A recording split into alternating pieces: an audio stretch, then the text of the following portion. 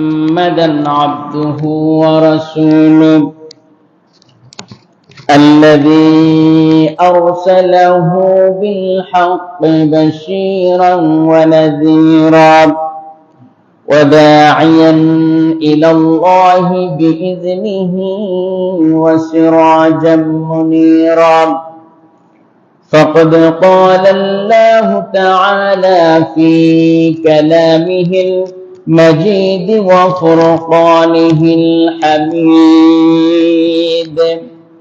أعوذ بالله من الشيطان الرجيم بسم الله الرحمن الرحيم إن الله وملائكته يصلون على النبي يا أيها الذين آمنوا صلوا عليه وسلموا تسليما اللهم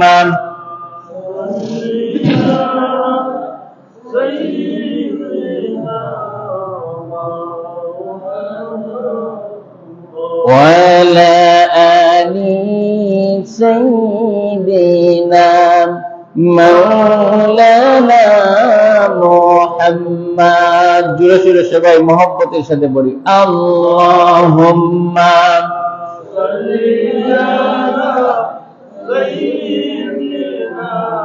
مولانا محمد وعلى آل سيدنا مولانا محمد بلغ العلا بكماله كشف الدجى بجماله حسنت جميع خصاله صلوا عليه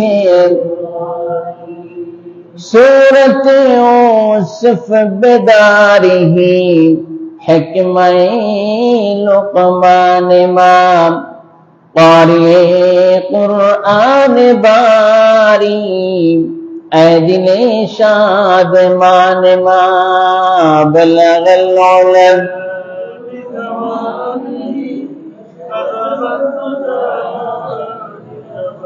حسنت جميع خصاله صلوا عليه আরবের বুকে মক্কার পরে যেতায় আমেনার ঘর খোদার করুণায় কৌসার হয়ে জলসে বারংবার বলগল উলাম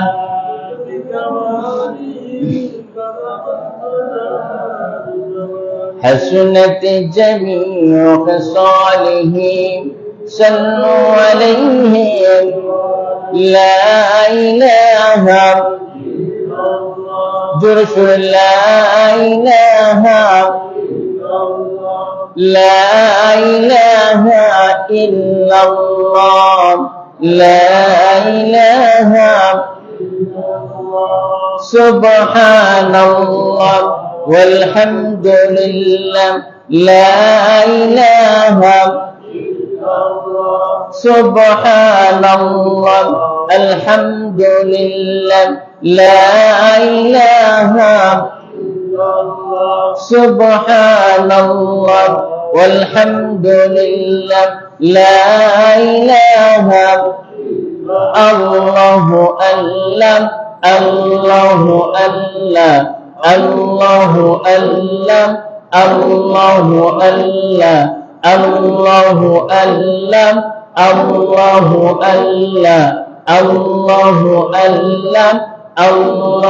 أعلم الله أعلم الله أعلم حسبي ربي جل الله ما في قلبي غير الله حسبي ربي جل الله ما في قلبي غير الله نور محمد صلى الله لا إله إلا الله لا إله إلا الله لا إله إلا الله محمد رسول الله صلى الله عليه وسلم আমরা আজকের এই বরকতপূর্ণ জুমার দিনে পবিত্র দিন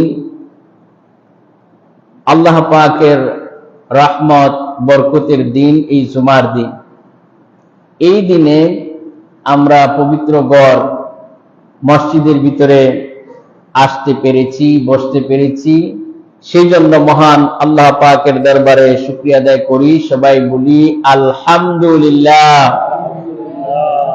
ربنا لك الحمد حمدا كثيرا طيبا مباركا فيه يا ربي لك الحمد كما ينبغي لجلال وجهك وعظيم سلطانك আমরা মহান আল্লাহ পাকের শিকানু ভাষায় তার শুকরিয়া আদায় করে নিলাম দুরূদ এবং সালাম পেশ করছি বিশ্ব নবী জনাব মুহাম্মদুর রাসূলুল্লাহ সাল্লাল্লাহু আলাইহি ওয়াসাল্লামের রওজায়ে আতহারে আল্লাহ পাকের ফেরেশতারা যেন আমাদের এই দুরূদ এবং সালাম পৌঁছে দেন সবাই বলেন আমিন সম্মানিত মুসল্লিয়ানে কেরাম মুরব্বিয়ানে আযম পর্দার আড়ালের আমার সম্মানিতা মা এবং বোনেরা প্রিয় যুবক ভাইরা আল্লাহ সুবহানাহু ওয়া তাআলা আমাদেরকে সৃষ্টি করেছেন কে আল্লাহ সেই জন্য আমাদেরকে সঠিক রাস্তা দেখাবার জন্য পৃথিবীতে অসংখ্য নবী রাসূল আমাদের জন্য পাঠিয়েছেন ঠিক কিনা সেই সিলসিলার আদম আলাইহিস সালাম থেকে শুরু করে মুহাম্মদুর রাসূলুল্লাহ সাল্লাল্লাহু আলাইহি ওয়াসাল্লাম পর্যন্ত সমস্ত নবীরা ইসলামের দাওয়াত দিয়েছেন সকলের দাওয়াত ছিল কার দিকে আল্লাহ পাকের দিকে এই দাওয়াতের শেষ সিলসিলার নবী হচ্ছেন মুহাম্মদুর রাসূলুল্লাহ সাল্লাল্লাহু আলাইহি ওয়াসাল্লাম সেই জন্য আমি আজকের জুমায় আপনাদের সামনে খতমে নবুয়ত এবং কাদিয়ানী প্রসঙ্গে আলোচনা করব ইনশাআল্লাহ সবাই বলি ইনশাআল্লাহ বর্তমানে সবচেয়ে বড় ফিতনার নাম হচ্ছে কাদিয়ানী ফিতনা সবচেয়ে বড় ফিতনার নাম কি কাদিয়ানী ফিতনা আমি আপনাদের সামনে আজকে এই বিষয়টি নিয়ে আলোচনা করব যেহেতু আমাদের ঈমানের বিষয় এটি কিসের বিষয় খতমে নবুয়ত এটি আমাদের ঈমানের একটি সর্বশ্রেষ্ঠ আকীদা ঠিক কিনা বলেন যদি খতমে নবুয়তের উপরে আপনার ঈমান না থাকে আকীদা না থাকে তাহলে তো মুসলমান বলে দাবি করার কোনো যোগ্যতাই নাই এই জন্য আল্লাহ পাক তিনি সূরা আল আহজাবে 40 নম্বর আয়াতে আল্লাহ পাক বলছেন আমরা সবাই শয়তানের ওয়াসওয়াসা থেকে পানাহ চেয়ে নিয়ে শুরু করি আউযু বিল্লাহি মিনাশ শাইতানির রাজীম বিসমিল্লাহির রহমানির রহিম বিতাড়িত মরদুদ শয়তানের ওয়াসওয়াসা থেকে পানাহ চেয়ে নিয়ে পরম করুণাময় আল্লাহ পাকের নামে শুরু করছি মা কানা মুহাম্মাদুন আবা আহাদিম মির রিজালিকুম ওয়ালাকিন রাসূলুল্লাহ ولكن رسول الله وخاتم النبيين وكان الله بكل شيء عليما صدق الله العظيم আল্লাহ পাক বলেন মুহাম্মদ সাল্লাল্লাহু আলাইহি ওয়াসাল্লাম তোমাদের পুরুষদের মধ্যে কারো পিতা নন, তিনি হচ্ছেন আল্লাহর রাসূল, আর তিনি হচ্ছেন নবীদের ধারাবাহিকতায় সমাপ্তকারী সর্বশেষ নবী এবং রাসূল। বলি আলহামদুলিল্লাহ। এটি হচ্ছে আয়াতে কারিমার শাব্দিক তরজমা। এখন আসুন আমরা ব্যাখ্যার দিকে যাই। আল্লাহ পাক বলছেন যে মুহাম্মদ সাল্লাল্লাহু আলাইহি ওয়াসাল্লাম কোন পুরুষদের পিতা নন। মা কানা মুহাম্মাদুন আবা আহাদিন মির রিজালিকুম, এখানে রিজাল বলা হয়েছে।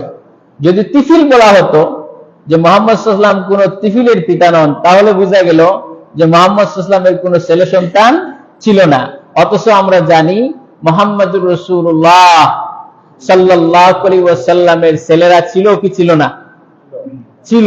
আল্লাহ পাক তাকে মেয়েও দিয়েছেন, ছেলেও দিয়েছেন, কিন্তু মেয়েগুলো আল্লাহ পাক জীবিত রেখেছেন, আর ছেলেরা সবাই ইন্তেকাল করেছেন বাচ্চা অবস্থায়। এই জন্য তারা রিজাল অবস্থায় পৌঁছান নাই, পুরুষের হালতে পৌঁছান নাই। এই জন্য আল্লাহ পাক বলছেন মা কানা মুহাম্মাদুন আবা আহাদিম মির রিজালিকুম, অর্থাৎ তিনি কোনো পুরুষের পিতা নন। আমরা যারা এখানে বড়রা আছি আমরা হচ্ছে সব কি পুরুষ, আর ছেলেরা ছোট ছোট বাচ্চা যারা আছে এরা হচ্ছে সিবিয়ান, আরবিতে বলে সিবিয়ান অথবা তিফিল, এরা হচ্ছে বাচ্চা। এই জন্য আল্লাহ পাক সিবিয়ানও ব্যবহার করেন নাই, তিফিলও ব্যবহার করেন নাই। আল্লাহ পাক বলেছেন রিজাল, সুবহানাল্লাহ বলে, যে তিনি কোন পুরুষের পিতা নন। তাহলে তার ছেলেরা ছিল, কিন্তু এরা বাচ্চা অবস্থায় ইন্তেকাল করেছেন, এই জন্য তিনি কোন পুরুষের পিতা নন, সুবহানাল্লাহ বলি। আর তিনি হচ্ছেন আল্লাহ পাকের রাসূল। তার পরিচয় কি? আল্লাহ পাকের রাসূল, আর তিনি হচ্ছেন শেষ নবী, সর্বশেষ নবী এবং সর্বশ্রেষ্ঠ নবী। বলি সুবহানাল্লাহ। আল্লাহ রাব্বুল আলামিন এই আয়াত দিয়ে মুহাম্মদ সাল্লাল্লাহু আলাইহি ওয়াসাল্লামকে, তার নবুয়তকে স্বীকৃতি দিয়েছেন যে তিনি হচ্ছেন সর্বশেষ নবী এবং সর্বশ্রেষ্ঠ নবী, তারপরে কোন নবী আসবে না। এখন আল্লাহ পাক বলছেন মুহাম্মদ সাল্লাল্লাহু আলাইহি ওয়াসাল্লাম কোন পুরুষের পিতা নন। আমরা অনেকেই জানি যে নবীদের মধ্যে অনেক নবীর ছেলেও নবী হয়েছে, ঠিক কিনা? ছেলে নবী হয়েছে কি হয় নাই? ছেলেরাও নবী হয়েছে। ইব্রাহিম আলাইহিস সালামের ছেলে ইসমাইল যেমন নবী, ইসহাকও তেমন নবী। আবার ইসহাক আলাইহিস সালামের পুত্র ইয়াকুব নবী ছিলেন, ছিলেন কিনা? আবার ইয়াকুবের পুত্র ইউসুফ আলাইহিস সালামও নবী ছিলেন। তাহলে বোঝা গেল নবী ইবনে নবী এটারও সিলসিলা ইতিপূর্বে মুহাম্মদ সাল্লাল্লাহু আলাইহি ওয়াসাল্লামের আগে ছিল, ছিল কিনা? আবার দেখা গেছে অনেক সময় নবী হিসেবে আল্লাহ পাক পাঠিয়েছেন, কিন্তু তিনি তার ভাইকেও নবীর জন্য আল্লাহ পাকের কাছে আবেদন করেছিলেন। যেমন হযরত মূসা আলাইহিস সালাম, তিনি নবী, এবং তার ভাই হারুন আলাইহিস সালাম তিনিও নবী। তাকে সহযোগিতা করার জন্য আল্লাহ পাক তার ভাইকেও নবী বানিয়েছেন। এই কারণে আল্লাহ পাক মুহাম্মদ সাল্লাল্লাহু আলাইহি ওয়াসাল্লামকে কোন সন্তান দিয়েছেন, ছেলে সন্তান দিয়েছেন, কিন্তু তাদেরকে জীবিত রাখেন নাই। কারণ হচ্ছে আমরা নিজেরা তাদেরকে নবী বানায় নিতাম, অথবা তারা হয়তো নবী দাবি করে ফেলতো, অথবা মুহাম্মদ সাল্লাল্লাহু আলাইহি ওয়াসাল্লামের পরে যদি কোনো নবী আসতো তাহলে তাদেরকেও নবী বানানো হতো। এই দিক দিয়ে আল্লাহ পাক বলছেন মা কানা মুহাম্মাদুন আবা আহাদিম মির রিজালিকুম ওয়ালাকির রাসূলুল্লাহ ওয়া খাতামান নাবিয়্যিন। আল্লাহ পাক বলছেন মুহাম্মদ সাল্লাল্লাহু আলাইহি ওয়াসাল্লাম কোন পুরুষের পিতা নন। এখন কি বুঝতে পেরেছেন? সবাই বুঝতে পেরেছেন?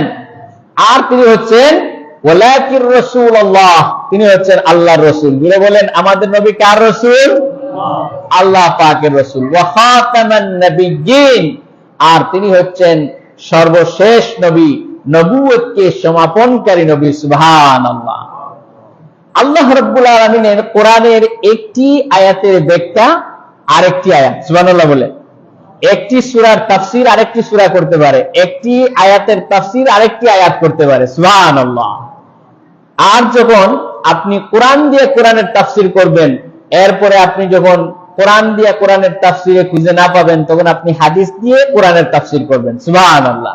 এরপরে যেটা হাদিসে পাবেন না, সেটা সাহাবায়ে কেরামদের ইজমা দিয়ে তাফসীর করবেন। সুবহানাল্লাহ।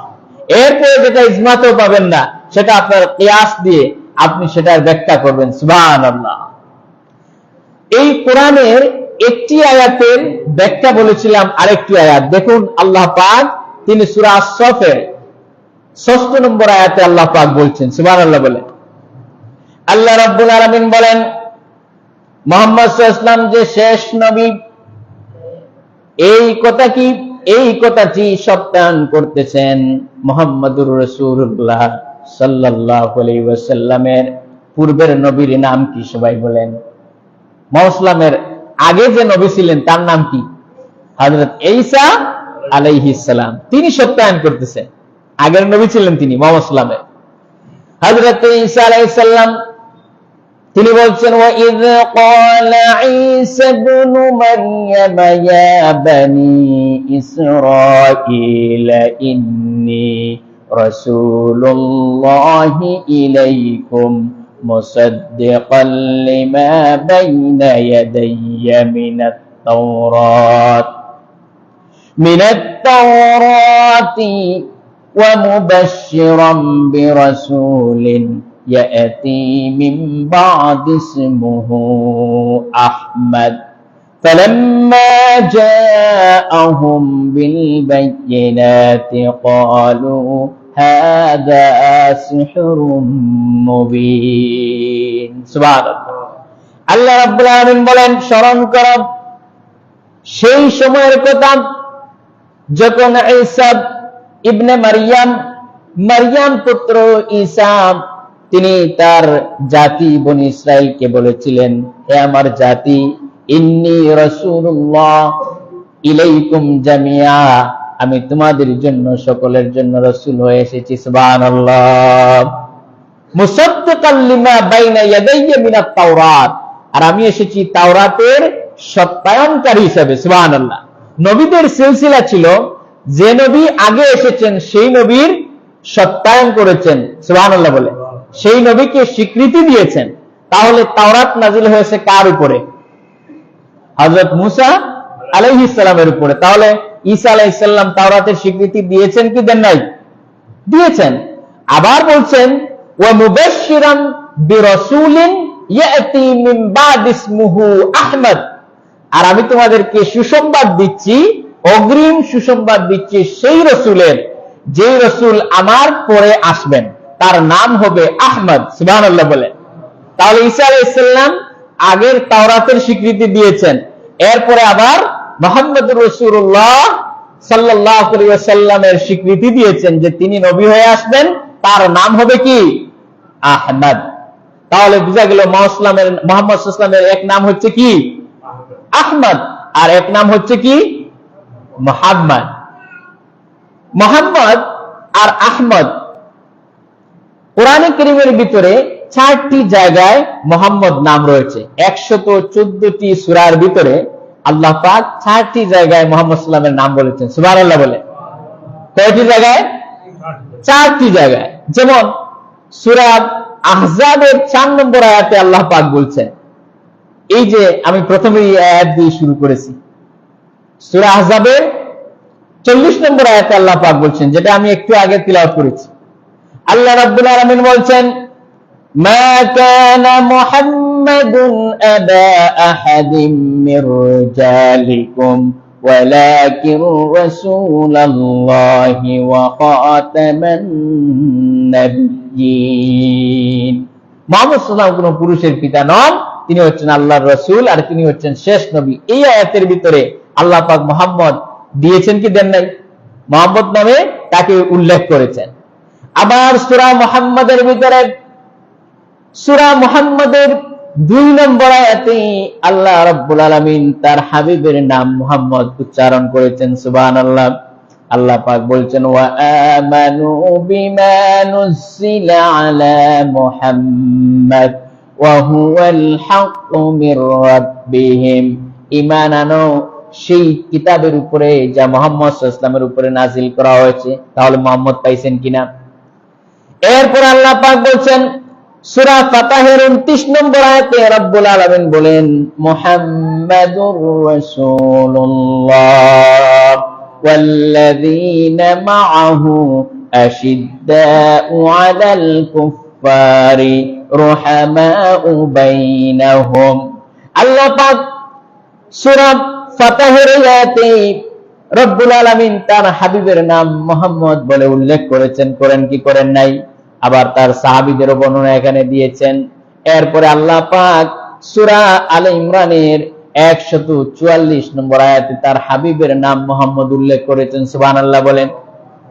আল্লাহ পাক বলছেন ওয়া মা মুহাম্মাদুন ইল্লা রাসূল قد خلت من قبله الرسل أفإن مات أو قتل انقلبتم على أعقابكم।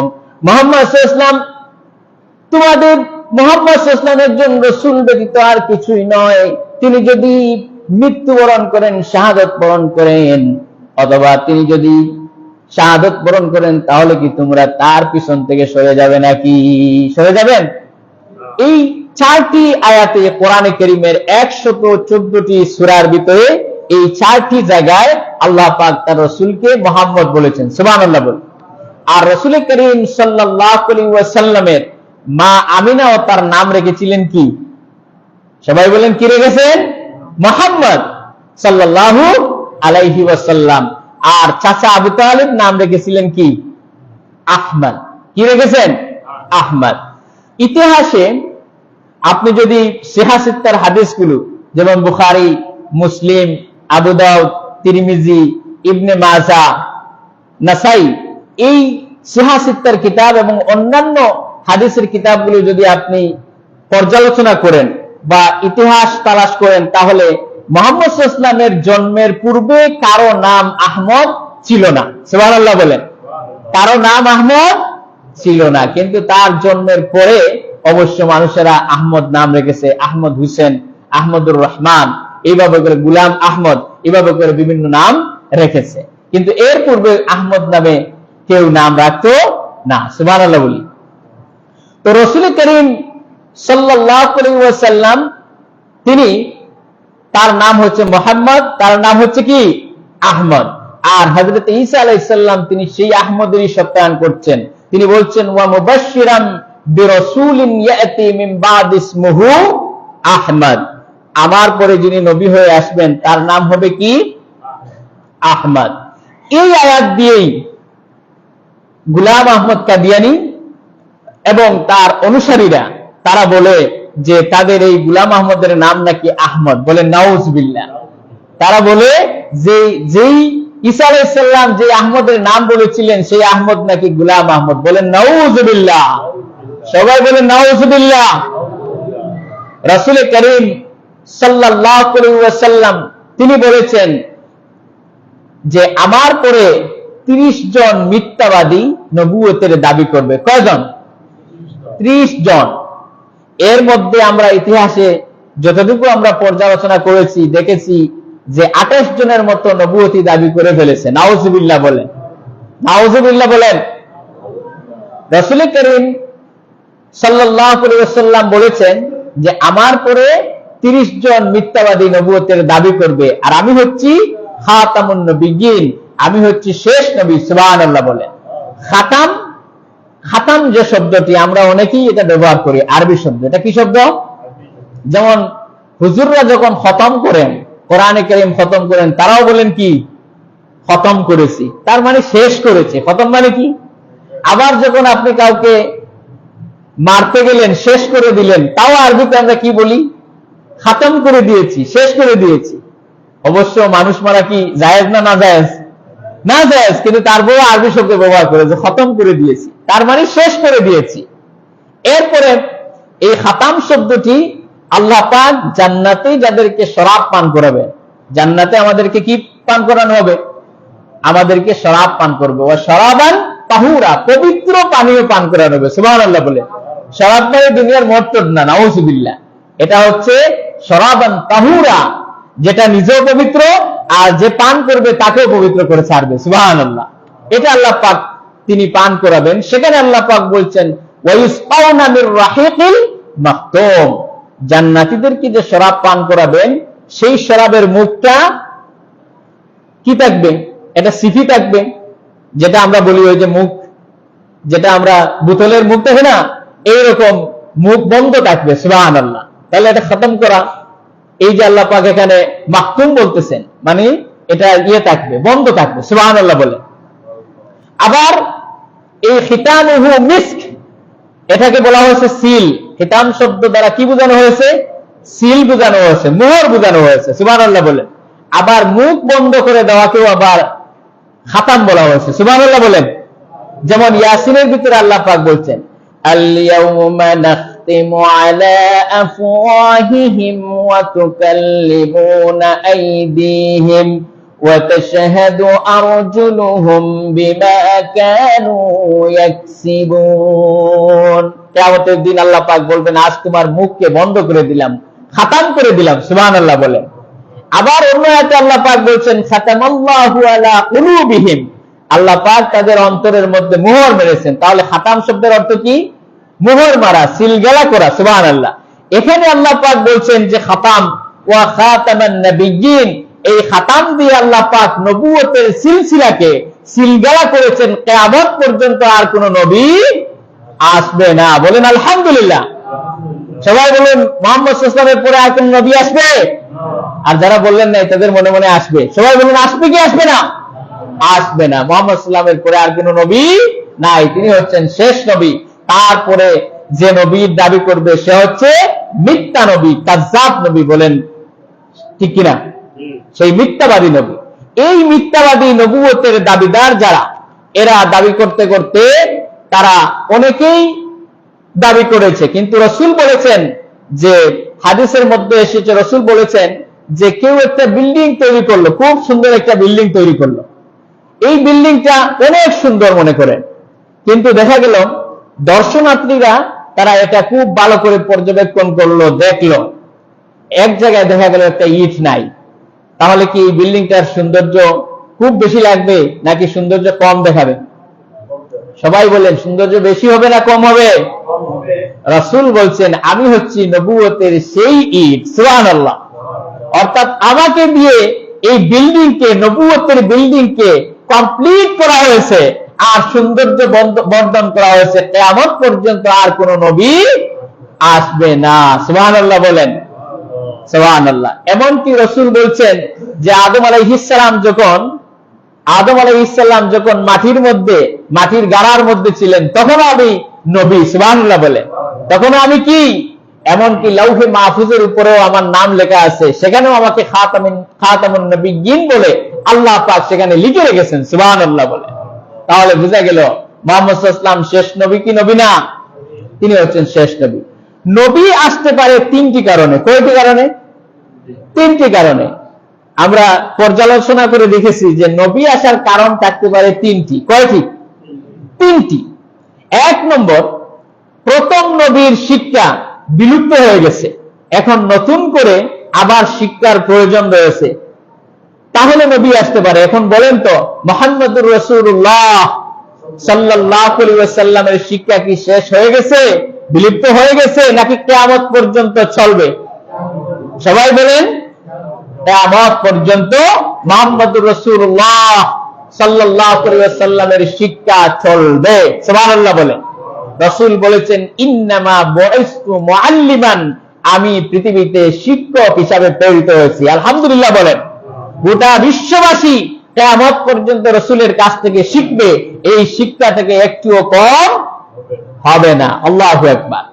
দুই নম্বরে, নবীর শরীয়ত ইনকমপ্লিট, অসম্পূর্ণ, এখন আরেকজন নবীর দরকার, নতুন নবীর দরকার, যিনি শরীয়তকে কমপ্লিট করবেন, পরিপূর্ণ করবেন। আপনারা বলেন তো, মুহাম্মদুর রাসূলুল্লাহ সাল্লাল্লাহু আলাইহি ওয়াসাল্লামের শরীয়ত, ইসলামকে আল্লাহ পাক কমপ্লিট করেছেন কি করেন নাই? সবাই বলেন, করেছেন কি করেন নাই? এটা ইমানের প্রশ্ন। আমি যে আপনাদেরকে মাঝে মধ্যে প্রশ্ন করি, এটা রাসূল করিম সাল্লাল্লাহু আলাইহি ওয়াসাল্লামের সুন্নাহ। তিনি মানুষদেরকে, সাহাবায়ে কেরামদেরকে এইভাবে 3 বার করে তিনি প্রশ্ন করতেন যে এটাকে ভালো করে ঝালাই করার জন্য। সুবহানাল্লাহ। তো মুহাম্মদ সাল্লাল্লাহু আলাইহি ওয়াসাল্লামের শরীয়ত সম্পূর্ণ না অসম্পূর্ণ? সবাই বলুন সম্পূর্ণ। আলহামদুলিল্লাহ, আলহামদুলিল্লাহ, আমরা ইসলাম নামক কমপ্লিট ফুড অফ লাইফ পেয়েছি, সেই জন্য বলি আলহামদুলিল্লাহ। আল্লাহ রাব্বুল আলামিন বলছেন, আল-ইয়াওমা আকমালতু আল-ইয়াওমা আকমালতু আলাইকুম আল-ইয়াওমা আকমালতু লাকুম দীনাকুম ওয়া আতমামতু আলাইকুম নি'মাতি ওয়া রাদিতু লাকুমুল ইসলাম দীনা। সুবহানাল্লাহ। বিদায় হজের ভাষণে রাসূল বলেছেন, আল-ইয়াওমা আকমালতু লাকুম দীনাকুম, আজকে তোমাদের দিনকে, আল্লাহ পাক বলছেন আমি এই দিনকে কমপ্লিট করে দিলাম। সুবহানাল্লাহ বলে। ওয়া আতমামতু আলাইকুম নি'মাতি ওয়া রাদিতু লাকুমুল ইসলাম দীনা, আর আমি আমার নিয়ামতকে তোমাদের উপরে পরিপূর্ণ করলাম এবং ইসলামকে, ইসলামের উপরে আমি রাজি আর খুশি হয়ে গেলাম এবং ইসলামকে তোমাদের জীবন ব্যবস্থা হিসেবে দিলাম। সুবহানাল্লাহ বলে। তাহলে রাসূলের শরীয়ত কমপ্লিট কি কমপ্লিট না? তাহলে নবী আসার কোনো দরকার নাই। 3 নম্বরের কারণ হচ্ছে যে নবীর শিক্ষা একটি বিশেষ জাতির জন্য ছিল। এই শিক্ষা তিনি গোটা বিশ্ববাসীর জন্য নিয়ে আসেন নাই, একটি জাতির জন্য, যে মুহাম্মদ সাল্লাল্লাহু আলাইহি ওয়াসাল্লাম শুধু আরবের জন্য নবী হয়ে এসেছেন, এরকম কি? বলেন সবাই, রাসূল কি শুধু আরবের জন্য নবী? রাসূল কি শুধু আরববাসীদের জন্য নবী? আরব ভাষাভাষীদের জন্য নবী? নবী নয়। তাহলে নবীর শিক্ষা যদি শুধু একটি জাতির জন্য থাকতো, তাহলে হয়তো নবী আসার প্রয়োজন লাগতো। কিন্তু নবীর শিক্ষা কোনো জাতির জন্য, কোনো এলাকা, কোনো ভাষা, কোনো বর্ণের জন্য পৃথিবীতে আসে নাই। নবীর শিক্ষা এসেছে সমস্ত জাতির জন্য। সুবহানাল্লাহ বলে। আল্লাহ রাব্বুল আলামিন এই পৃথিবীতে যত নবী পাঠিয়েছেন, সমস্ত নবীদেরকে এলাকা ভিত্তিক নবী, দেশ ভিত্তিক নবী, ভাষা ভিত্তিক নবী করে পাঠিয়েছেন। সুবহানাল্লাহ বলেন। কিন্তু আপনার আমার নবী, বিশ্ব নবী জনাব মুহাম্মদুর রাসূলুল্লাহ সাল্লাল্লাহু আলাইহি ওয়াসাল্লামকে বিশ্ব নবী করে পাঠিয়েছেন। বলেন সুবহানাল্লাহ। এই বিশ্ব নবীকে আমি আপনি বানাইছি? আল্লাহ পাক বলেন, আল্লাহ রাব্বুল আলামিন নিজেই তার রাসূলকে বিশ্ব নবী বানায়েছেন। নবী বলতেছেন, বলুন, কুল ইয়া আইয়ুহান নাসু ইন্নী রাসূলুল্লাহি ইলাইকুম জামিআ। হে দুনিয়ার মানব সকল, হে দুনিয়ার মানব মণ্ডলী, আল্লাহ রাব্বুল আলামিন আমাকে তোমাদের সকলের জন্য রাসূল করে পাঠিয়েছেন। বলেন সুবহানাল্লাহ। এই আয়াতে কি রাসূল শুধুমাত্র আরবদের জন্য? আল্লাহ পাক আরো বলছেন, ওয়া মা আরসালনাকা ইল্লা রাহমাতাল লিল আলামিন। ও নবী, আপনি বলে দিন, আমি গোটা বিশ্ববাসীর জন্য রহমত স্বরূপ প্রেরিত হয়েছি। এখানে কি শুধু আরবদের জন্য? গোটা বিশ্ববাসীর জন্য রহমত। সুবহানাল্লাহ বলেন। আল্লাহ পাক আরো বলেন, তাবারাকাল্লাযী নাযালাল ফুরকানা আলা আবদিহি লিয়াকুনা লিল আলামিনা নাযীরা। আল্লাহ পাক বলেন, হে পৃথিবীর মানব মণ্ডলী, আমাকে গোটা বিশ্বের জন্য আল্লাহ রাব্বুল আলামিন ভীতি প্রদর্শনকারী হিসাবে আর জান্নাতের সুসংবাদকারী হিসাবে পাঠিয়েছেন। বলেন সুবহানাল্লাহ। তিনি গোটা বিশ্ববাসীর জন্য এসেছেন। তাহলে নতুন করে কোন নবীর প্রয়োজন নাই। সুবহানাল্লাহ বলেন। আর রাসূলকে আল্লাহ পাক বলেছেন নূর। কোরআনে কি বলেছেন? নূর বলেছেন। কি বলেছেন? আলো।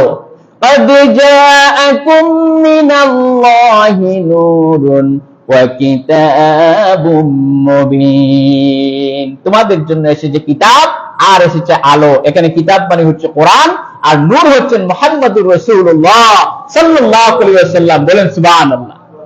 এই নূরের ব্যাখ্যা আল্লাহ পাক নিজেই দিচ্ছেন। সুবহানাল্লাহ বলেন। আল্লাহ পাক কি দিচ্ছেন? নিজেই দিচ্ছেন। আর এই নূরকে, এই খতমে, এই যে আহমদিয়া জামাত, কাদিয়ানীরা এই নূরকে মিটাতে চাচ্ছে, তাহলে পৃথিবীর সব বাতিল ফিরকা যদি এক হয়, রাসূলের নূরকে মিটাতে পারবে? সবাই বলেন পারবে? পারবে নূরকে? আল্লাহ রাব্বুল আলামিন বলেন, ইউরিদুনা লিয়ুতফিউ নূরাল্লাহি বিআফওয়াহিহিম আল্লাহু মুতিম্মু নূরিহি ওয়ালাউ কারিহাল কাফিরুন। কাফিররা চায়, বাতিল ফিরকাবাজরা চায় মুহাম্মদুর রাসূলুল্লাহ সাল্লাল্লাহু আলাইহি ওয়াসাল্লামের নূরকে দুনিয়ার বুক থেকে মিটায় দিতে। আল্লাহ পাক বলেন, আমি আমার মুহাম্মদের নূরকে পূর্ণতা দান করব কিয়ামত পর্যন্ত। আমার নবীর নূর কিয়ামত পর্যন্ত টিম টিম করে জ্বলবে। এই নূরকে মিটাবার, এই নূরকে নিভাবার ক্ষমতা কোন পৃথিবীর কোন বাতিলের নাই। সুবহানাল্লাহ। পৃথিবীর কোন বাতিল এই নূরকে মিটাতে পারবে না। সুবহানাল্লাহ বলে। আপনারা দেখবেন, আপনার চেরাগের মধ্যে ফু দিলে এটা বাড়ে কি বাড়ে না? তাহলে বাতিলরা যত চাইবে নিভাতে, ততই এটা টিম টিম করে জ্বলবে। সুবহানাল্লাহ। আল্লামা ইকবাল বলছেন, সতে জাতা রহা হ্যায় अज़ल से कायम रोज, सते जाता रहा है अज़ल से कायम रोज, चरागे मुस्तफा भी से शरारे गोलह बीस। আবহমান কাল থেকে মুস্তাফা সাল্লাল্লাহু আলাইহি ওয়াসাল্লামের চিরাগকে, নূরকে আবু জেহেল, আবু লাহাব, উতবা, শাইবা গোষ্ঠী সুদ্ধা তারা মিটানোর চেষ্টা করেছে, কিন্তু পেরেছে? পারে নাই। বরং আবু জেহেল, আবু লাহাব, উতবা, শাইবা গোষ্ঠী সুদ্ধা জাহান্নামের আগুনে জ্বলছে, কিয়ামত পর্যন্ত জ্বলবে, কিন্তু মুহাম্মদের নূরকে তারা কখনোই নিভাতে পারবে না। আবু জেহেল চাইছিল মক্কার ভিতরেই রাসূলের নূর নিভাই দিবে, কিন্তু এই নূরকে ওয়ারাফা'না লাকা যিকরাক, আল্লাহ পাক বলছেন, নবী আপনার এই নূর সারা বিশ্বব্যাপী আলোকিত করবে, এই নূরকে কেউ নিভাইতে পারবে না। সুবহানাল্লাহ বলে, সুবহানাল্লাহ বলে। আল্লাহ অন্য আয়াতের ভিতরে বলছেন এটা যে নূর, এই যে আল্লাহ পাক বলছেন আমি তোমাদেরকে নূর দিয়েছি, তাহলে রাসূলের এই নূর নামক শিক্ষা কিয়ামত পর্যন্ত চলবে, এই জন্য নতুন নবীর কোনো প্রয়োজন নাই। এই নূরের ব্যাখ্যা আল্লাহ পাক নিজেই দিচ্ছেন। সুবহানাল্লাহ বলেন। আল্লাহ রাব্বুল আলামিন বলছেন, ওয়াদাইয়ান ইলাল্লাহি বিইযনিহি ওয়া সিরাজাম মুনীরা। আমি আল্লাহ তোমাদের এই রাসূলকে তোমাদের জন্য দিয়েছি সিরাজাম মুনীরা। সুবহানাল্লাহ বলেন। এই যে কাদ জাআকুম মিনাল্লাহি নূরুন, আমি তোমাদেরকে দিয়েছি নূর, আর এই আয়াতের তাফসীর আল্লাহ নিজেই করছেন, ওয়াদাইয়ান ইলাল্লাহি বিইযনিহি ওয়া সিরাজাম মুনীরা, আমি তোমাদেরকে একটি উজ্জ্বল প্রদীপ দিয়েছি। সুবহানাল্লাহ বলে। এখানে আল্লাহ পাক ইচ্ছা করলে আল্লাহ বলতে পারতেন যে আমি তোমাদেরকে একটি উজ্জ্বল সূর্য দিয়েছি, বলতে পারতেন না? অথবা একটি উজ্জ্বল চাঁদ দিয়েছি, চাঁদের সাথে অথবা সূর্যের সাথে তার রাসূলকে তুলনা করতে পারতেন, পারতেন কিনা? যেহেতু সূর্যের আলো কম না বেশি।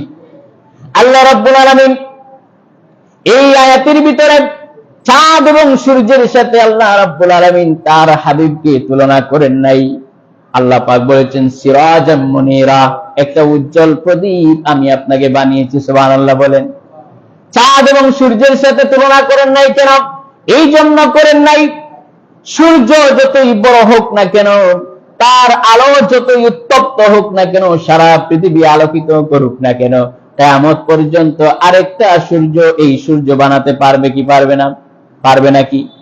আরেকটা সূর্য জন্ম দিতে পারবে না। চাঁদ যতই স্নিগ্ধ হোক, তার আলো যতই প্রখর হোক না কেন, কিয়ামত পর্যন্ত চাঁদ আরেকটা চাঁদের জন্ম দিতে পারবে না।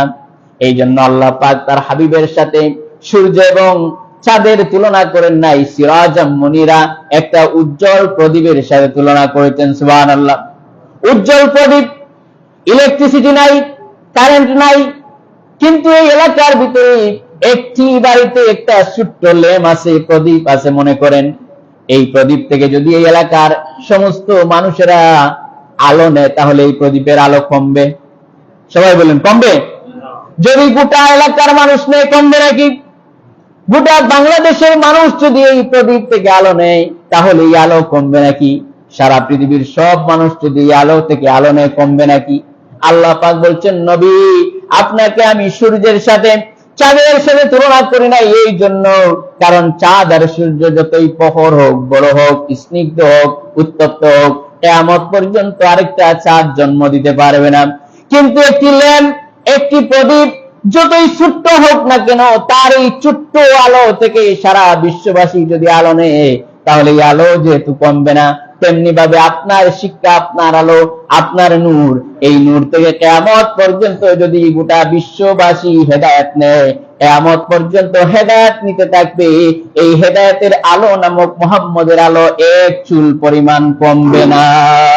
সুবহানাল্লাহ বলেন, আল্লাহু আকবার বলেন, সুবহানাল্লাহ। এই জন্য রাসূলের আলো কিয়ামত পর্যন্ত চলবে, এই আলো থেকে কেউ নিলেও কমবে না। এই জন্য নতুন কোন নবীর প্রয়োজন নাই, কিয়ামত পর্যন্ত রাসূলের শিক্ষা থাকবে। সুবহানাল্লাহ বলে। রাসূল বলেছেন, আন্না রিসালাতা ওয়ান নবুওয়াতা কাদ ইনকাতাত ফালা রাসূলা বাদি ওয়ালা নবিয়্যা বাদি। আমার পরে কোনো নবীও আসবে না, রাসূলও আসবে না। রিসালাতকে আল্লাহ পাক কাট করে দিয়েছেন। সুবহানাল্লাহ বলে। রিসালাতকে কি করেছেন?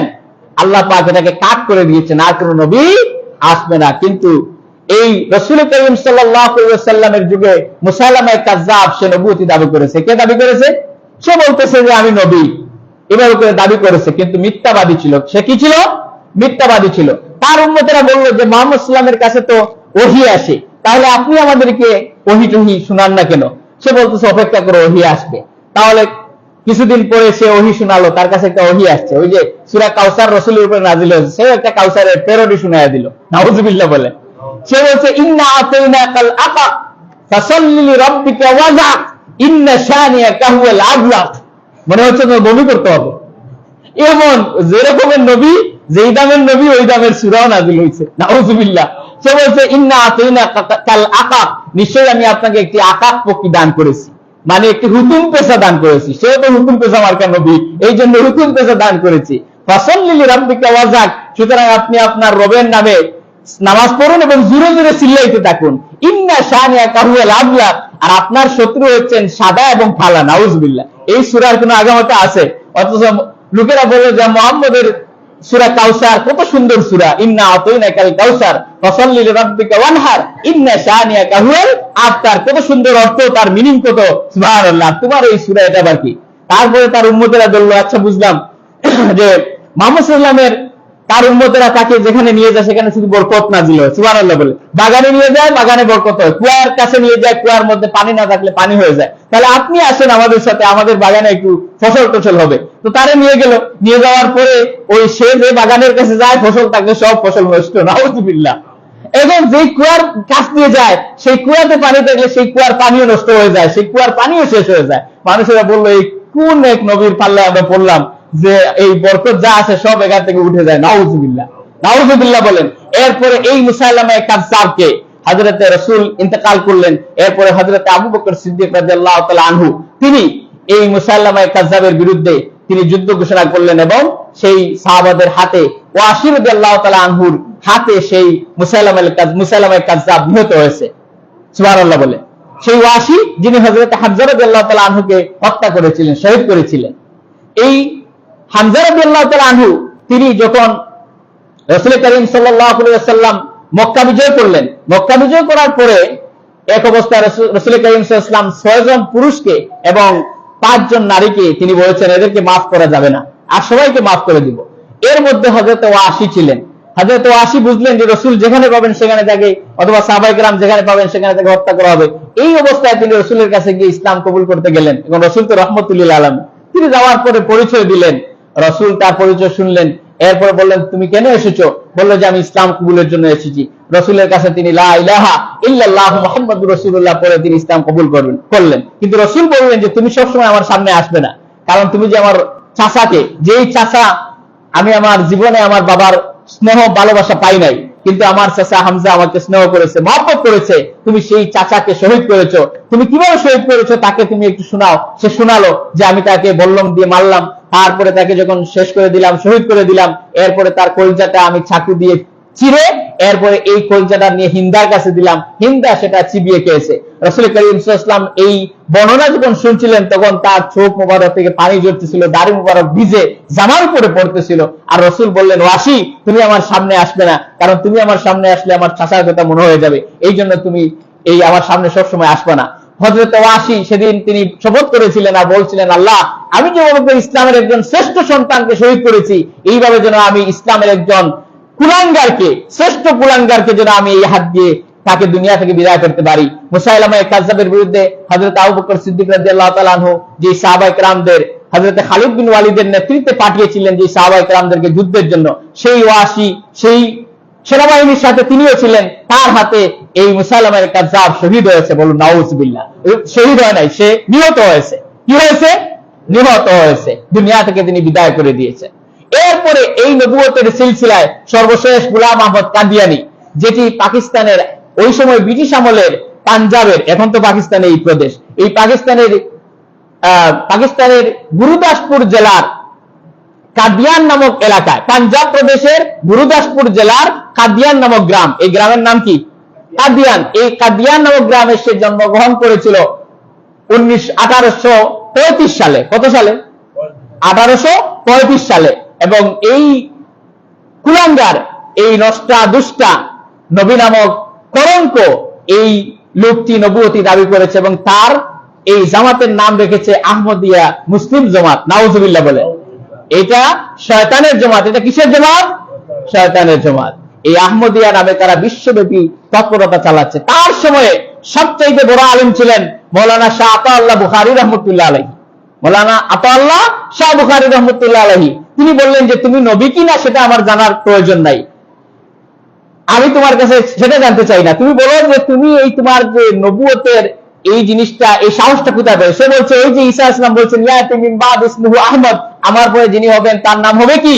আহমদ। তাহলে আমার নাম আহমদ। তিনি বলে তোমার নাম তো গোলাম আহমদ, তুমি সেই আহমদের গোলাম। বলছে না, আমি সেই আহমদ, গোলাম আহমদ থেকে আমি গোলাম শব্দ বাদ দিয়ে দিয়েছি, এখন আমি কি হয়েছি? আহমদ হয়েছি। এখন তো আমি আহমদ হয়ে গেলাম, নবী হয়ে গেলাম। মৌলানা শাহ আতাউল্লাহ বুখারী বলছেন যে নামের আগের প্রথম শব্দ যদি বাদ দেওয়া জায়েজ হয়, তাহলে আমি আমার নামের আতা আল্লাহ, আমি আমার নামের আতা আল্লাহ থেকে আতা শব্দ বাদ দিয়ে দিলাম। এখন আমি হয়ে গেলাম কি? আল্লাহ। আর আমি আল্লাহ বলছি, তোর মতো বেয়াদবকে আমি নবুয়তি দেই নাই। সুবহানাল্লাহ বলেন। এরপরে এই বেয়াদবের মৃত্যু হয়েছে টয়লেটে। কোথায় হয়েছে? টয়লেটে হয়েছে। 3 দিন নবী খুঁজে পায় না। এরপরে দেখে টয়লেটের ভিতরে নবী একদম পায়খানা টায়খানা খেয়েছে, সব পড়ে গেছে নবী। এই নবী যেরকম তার উম্মতেরা খুঁজে বাইর করলো। এরপরে এই গোলাম আহমদ কাদিয়ানীকে আল্লাহ পাক জাহান্নামের আগুনে কিয়ামত পর্যন্ত জ্বালিয়ে রাখুক, বলেন আমিন। এরা কিন্তু তৎপরতা চালাচ্ছে। ইংল্যান্ডে যারা যান, আমিও ছিলাম ইংল্যান্ডে, দেখেছি তাদের তৎপরতা এত বেশি। ইহুদি নাসারা খ্রিস্টানরা তাদেরকে অর্থ দিয়ে, টাকা দিয়ে, বিলিয়ন বিলিয়ন টাকা দিয়ে তাদের একটা টিভি চ্যানেল তৈরি করেছে, এমটিভি। এখানে বিভিন্ন ভাষায় তারা এটা দিয়ে ব্রডকাস্ট করে। এরপরে বাংলা ভাষায় তারা 1 ঘন্টা এটাকে বাংলা ভাষায় তারা ট্রান্সলেট করে মানুষের সামনে প্রচার করার জন্য। কিন্তু মুসলমানদের দুর্ভাগ্য, আমাদের টাকা আছে, পয়সা আছে, কিন্তু বিবিসির মতো একটা বা সিএনএন এর মতো ভয়েস অফ আমেরিকার মতো আমাদের একটি রেডিও চ্যানেল অথবা টিভি চ্যানেল নাই। আমরা বরং এদেরকে, ইয়াং জেনারেশনকে এগুলো থেকে দূরে সরিয়ে রাখি। আর তারা এই তৎপরতা চালাচ্ছে।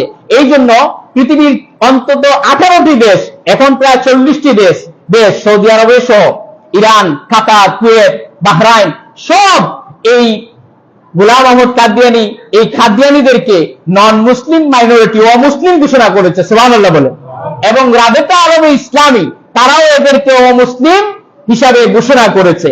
এবং বাংলাদেশের এখন যিনি সরকার আছেন, আমরা তাদেরকেও দাবি জানাই, যেহেতু এখন তাদের সবচেয়ে বেশি ক্ষমতা আছে, ওনারা যেন এদেরকে অমুসলিম হিসাবে ঘোষণা করেন। এটা কি আপনারা একমত? এদেরকে অমুসলিম হিসাবে ওনারা যেন ঘোষণা করেন, এবং সামনে যারা সরকারও আসবেন তারাও যেন এদেরকে অমুসলিম ঘোষণা করেন। আমরা মুসলমান হিসেবে, একজন আল্লাহ রসুলের শেষ নবীর শেষ উম্মত হিসেবে আমাদের দাবি থাকলেও তাদেরকে যেন অমুসলিম হিসাবে ঘোষণা করা হয়। যেভাবে ইহুদি, খ্রিস্টান, নাসারা যেভাবে অমুসলিম, তারাও যেন অমুসলিম হিসাবে থাকে। ঠিক কিনা বলেন? এই জন্য রাসূল কারীম সাল্লাল্লাহু আলাইহি ওয়াসাল্লামের পরে আর কোন নবী আসবেন না, তিনি হচ্ছেন শেষ নবী। আমরা এই হিসেবে বিশ্বাস করি। ইনশাআল্লাহ নবীর পরে আর কোন নবী আসবে না। হাযা মা ইনদি ওয়াল ইলমু ইনদাল্লাহ আলাইহি তাওয়াক্কালতু ইলাইহি। আসসালামু আলাইকুম ওয়া রাহমাতুল্লাহি ওয়া বারাকাতুহু।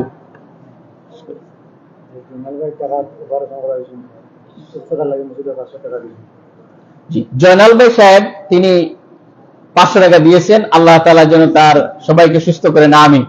আবুল ভাই কদিন আগে মা মারা গেছেন, প্রথম বড় একজন 500 টাকা দিয়েছিল।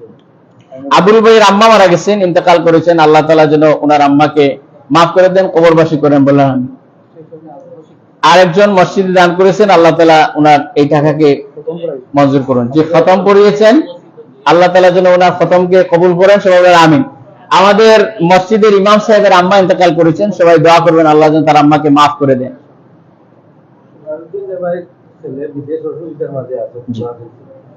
কি? জি, সুরামুদ্দিন সাহেব ওনার ছেলে বিদেশে অসুবিধা আছেন, আল্লাহ তাআলা তার ছেলেকে আসান করে দেন, সমস্ত অসুবিধা দূর করে দেন, সবাই বলেন আমিন।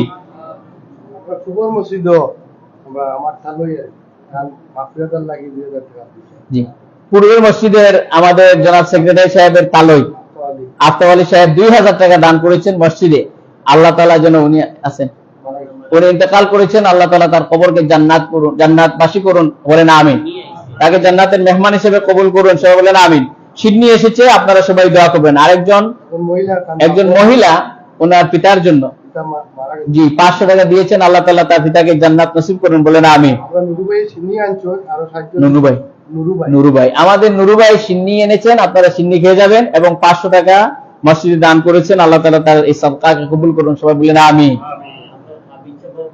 জি, সেটা বলেছি আমি। আর কোনো কথা আছে আপনাদের? আল্লাহুম্মা আমিন।